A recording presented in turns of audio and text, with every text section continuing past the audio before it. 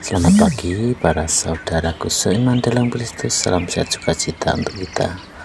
Marilah kita siapkan hati dan pikiran kita untuk mendengarkan firman Tuhan. Tuhan beserta kita sekarang dan selama-lamanya. Inilah Injil Yesus Kristus menurut Lukas bab 1 ayat 26 sampai 38. Dimuliakanlah Tuhan. Pemberitahuan tentang kelahiran Yesus. Dalam bulan yang ke-6 Allah menyuruh malaikat Gabriel pergi sebuah kota di Galilea bernama Nazaret kepada seorang perawan yang bertunangan dengan seorang bernama Yusuf dari keluarga Daud. Nama perawan itu adalah Maria. Ketika malaikat itu masuk ke rumah Maria, ia berkata, "Salam, hai engkau yang dikaruniai, Tuhan menyertai engkau." Maria terkejut mendengar perkataan itu, lalu bertanya di dalam hatinya, "Apakah arti salammu itu?" Kata malaikat itu kepadanya, "Jangan takut hai Maria, sebab engkau beroleh kasih karunia Allah. Sesungguhnya engkau akan mengandung dan akan melahirkan seorang anak laki-laki, dan hendaklah engkau menamai dia Yesus. Ia akan menjadi besar dan akan disebut anak Allah yang maha tinggi, dan Tuhan Allah akan mengaruniakan kepadanya tahta Daud bapa leluhurnya, dan ia akan menjadi raja atas kaum keturunan Yakub sampai selama-lamanya, dan kerajaannya tidak akan berkesudahan." Kata Maria kepada malaikat itu, "Bagaimana hal itu mungkin terjadi, karena aku belum bersuami?" Jawab malaikat itu kepadanya, "Roh Kudus akan turun atasmu, dan kuasa Allah yang maha tinggi akan menaungi engkau. Sebab itu anak yang akan kau lahirkan itu akan disebut kudus, anak Allah. Dan sesungguhnya Elisabet sanakmu itu, ia pun sedang mengandung seorang anak laki-laki pada hari tuanya, dan inilah bulan yang ke-6 bagi dia yang disebut mandul itu, sebab bagi Allah tidak ada yang mustahil." Kata Maria, "Sesungguhnya aku ini adalah hamba Tuhan, jadilah padaku menurut perkataanmu itu." Lalu malaikat itu meninggalkan dia. Demikianlah sabda Tuhan, terpujilah Kristus. Selamat pagi para saudaraku seiman dalam Kristus. Melalui bacaan Injil dari Lukas 1 ayat 26 sampai 38 ini, kita menyaksikan bagaimana Maria menerima kabar sukacita bahwa ia akan menjadi ibu Yesus anak Allah. Maria tidak memilih dirinya sendiri untuk tugas besar ini, tetapi Allah yang memilihnya.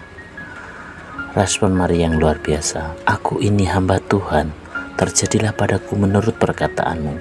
Ini menunjukkan suatu kerendahan hati, kepercayaan dan penyerahan total kepada kehendak Allah. Poin penting yang dapat kita ambil dari bacaan ini adalah, yang pertama, Allah memilih yang sederhana. Allah tidak memilih Maria karena ia berasal dari keluarga kaya atau keluarga terkenal, tetapi karena ia rendah hati dan memiliki hati yang siap menerima kehendak Allah. Hal ini menunjukkan bahwa Allah juga dapat memilih kita, setiap orang, siapapun kita, untuk melaksanakan rencananya. Apa yang terpenting adalah hati kita. Apakah kita mau menerima dan melayaninya dengan setia? Yang kedua adalah tantangan dan keraguan adalah bagian dari panggilan.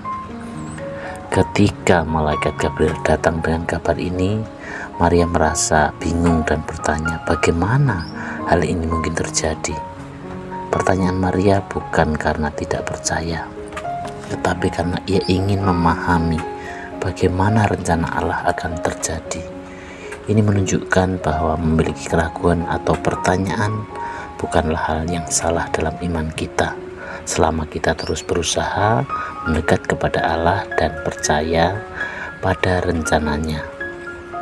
Yang ketiga adalah belajar dari keberanian Maria. Maria tahu bahwa menerima tugas ini bukanlah hal yang mudah. Ia harus menghadapi banyak tantangan. Bagaimana menjelaskan tentang kehamilannya kepada Yusuf dan juga kepada masyarakat. Bagaimana membesarkan Yesus dalam situasi yang sulit. Namun Maria tetap berani karena percaya bahwa Allah akan menyertainya. Dalam kehidupan kita sehari-hari, ketika kita merasa takut atau ragu terhadap panggilan Tuhan, kita bisa meneladani Maria. percayalah bahwa Allah tidak akan meninggalkan kita sendirian dalam menjalankan tugas yang diberikannya. Yang keempat adalah aku ini hamba Tuhan. Respon Maria adalah contoh sempurna dari iman ketaatan. Dia tidak meminta jaminan atau bukti, tetapi dengan sepenuh hati menyerahkan hidupnya kepada Allah. Kalimat sederhana ini adalah aku ini hamba Tuhan bisa menjadi doa kita setiap hari. Bagaimana kita dapat menerapkannya dalam kehidupan sehari-hari? Ketika kita merasa tidak cukup baik atau tidak layak, ingatlah bahwa Allah tidak mencari kesempurnaan, tetapi hati yang mau taat dan melayani. Saat menghadapi tantangan, kita bisa berkata seperti Maria, aku percaya Tuhan akan menyertainya. Dalam pekerjaan kita, keluarga kita, atau pelayanan kita dapat belajar mengatakan ya kepada Allah, bahkan ketika situasi terlihat begitu sulit. Demikianlah permenungan kita hari ini, dan marilah kita akhiri dengan doa dalam nama Bapa dan Putra dan Roh Kudus.